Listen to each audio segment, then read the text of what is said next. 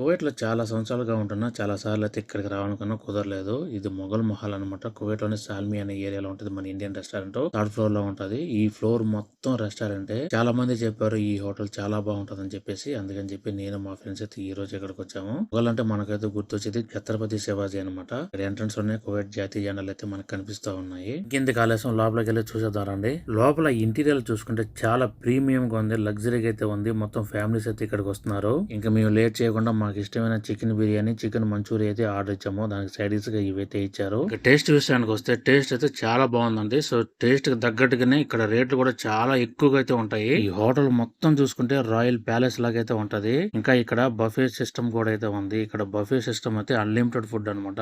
అన్ని రకాల non veg, veg అన్ని చికెన్ ఐటమ్స్ ఎక్కువగా అయితే ఉంటాయి. వచ్చినంత అయితే తినొచ్చు. కువైట్ మొత్తం మీద ఇవి 16 బ్రాంచ్లు అయితే అవైలబుల్ గా ఉన్నాయి. ఈ మొఘల్ మహల్ రెస్టారెంట్ కి మీరు పైన వచ్చారా? తన కామెంట్ చేయండి, లైక్ చేయండి, సబ్స్క్రైబ్.